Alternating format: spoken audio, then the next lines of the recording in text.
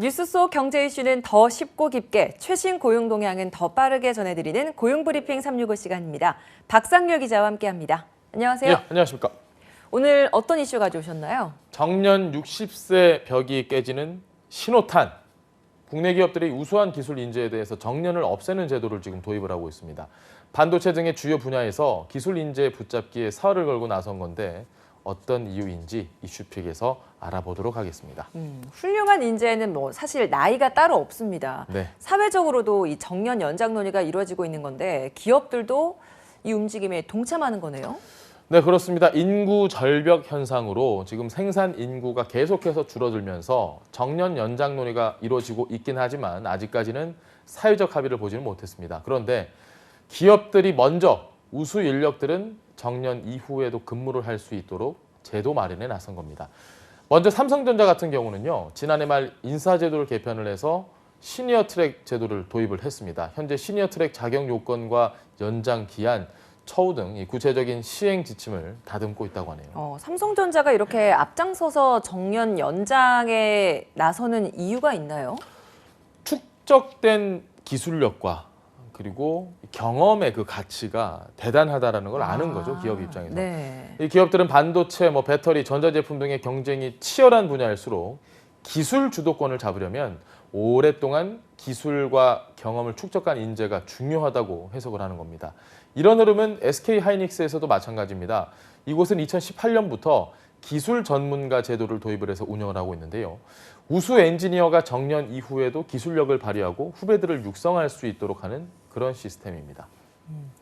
현장에 답이 있다, 이런 이야기도 많이 하죠. 예. 그 시간을 고스란히 쏟아낸 60세 이상 전문가들, 사실 그 답을 미리 줄 수 있는 그런 사람들인 거잖아요. 네, 맞습니다. 그래서 아예 이 SK 하이닉스 같은 경우는 2017년에 설립한 사내 대학을 지금까지도 잘 유지를 해오고 있습니다.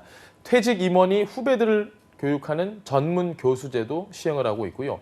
자신이 보유한 지식을 후배들에게 전수를 해주는 겁니다. LG전자는 특화된 기술력을 보유한 임직원의 경우에는 정년 이후에 컨설팅 계약을 맺고 자문 역할을 맡기는 그런 제도도 따로 운용을 하고 있다고 하네요. 이게 지금으로서는 기술력이 중요한 회사에서 우선적으로 이런 시스템을 도입을 할 것 같은데 네.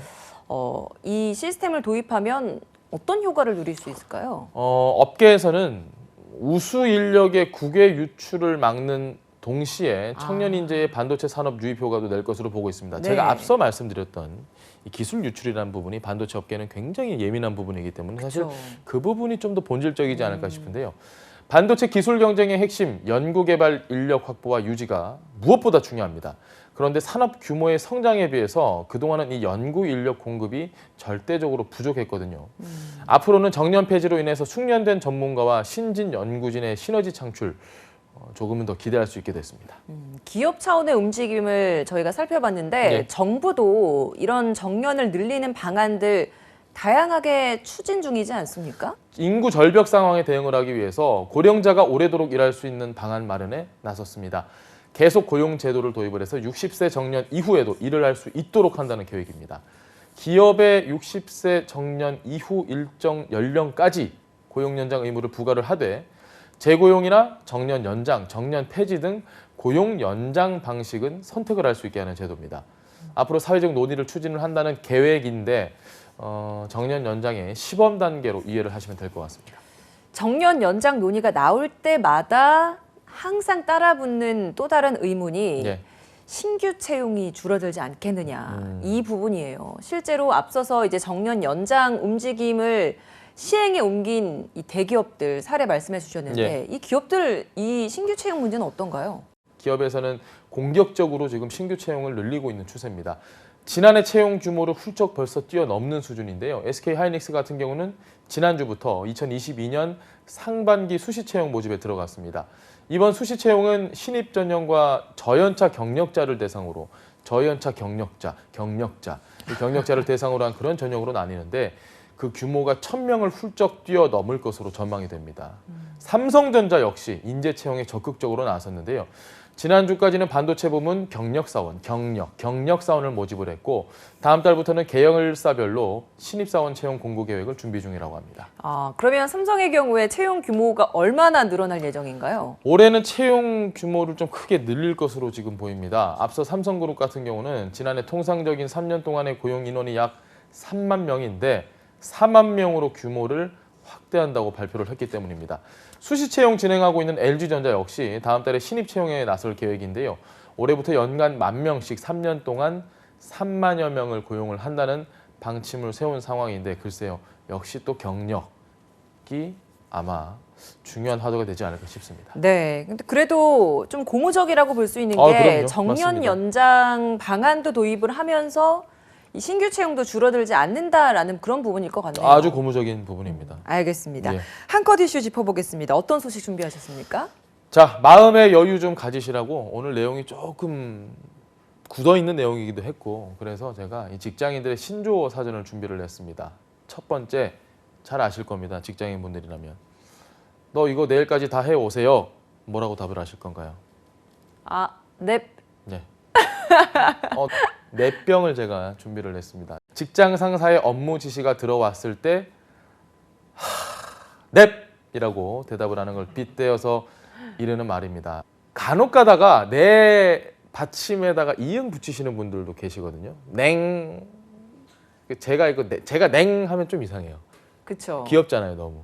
그리고 네 해놓고 약간 삭막하니까 뒤에 키읔을 막 4개, 5개 붙이기는 막 부장님이 막 물어봤는데 네 비우는 것 같잖아요. 맞아요. 네. 그렇다고 네만 보내기도 그렇고 네. 냉이라고 하기에도 너무 그 자리가 또 맞지 않는 표현인 것 같고 맞아요. 그러다 보니까 뭔가 좀 더 빠리빠리하게 대답도 하는 느낌도 같이 담으려고 하다 보니까 그 비읍 받침이 들어가서 넵 네, 이렇게 쓰는 것 같아요. 난 예의도 바르고 정확하게 이행을 할 자신이 돼 있고 한번 해보겠다. 그러니까요. 네. 이해되시죠? 어떤 건지. 알겠습니다. 예. 넷병 첫 번째 신조어 말씀해 주셨는데 네. 또 다른 신조어가 있다면서요. 일하기 싫어증입니다. 이거 많죠. 일하기 싫어. 맞아요. 네. 요즘 SNS에서 뭐 굉장히 많이 번지고 있던데요. 야근하죠. 또 재택근무하면 야근 더 많죠. 좀 쉬고 싶다고요. 직장인들 혼자 있고 싶고 막 이럴 때 그 마음을 대변하는 말입니다. 마지막 직장인 신조어 점점점과 물음표 살인마입니다. 점점점과 물음표 살인마. 보통 이게 신입사원들에게 흔히 나타나는 경향이 높은데요. 점점점 살인마의 경우에는 궁금하고 또 잘 모를 때 질문하지 않고 참고 있다가 업무에 관해서 물어봤다가 아무 말도 못하는 경우. 아무 말도 못하는 경우. 반대로 물음표 살인마 같은 경우는 업무 지시할 때 계속 질문하는 사람을 뜻하는 말입니다. 또 물어봐. 그것도 또 근데- 힘들죠. 네, 그렇습니다. 네, 뭐 이런 신조어들 쭉 살펴봤습니다. 네. 정년 연장과 청년 실업 해결 둘 다 우리 사회의 절박한 과제인데요. 상충하는 측면이 있는 이 두 과제를 동시에 해결할 묘책을 기대해 보겠습니다.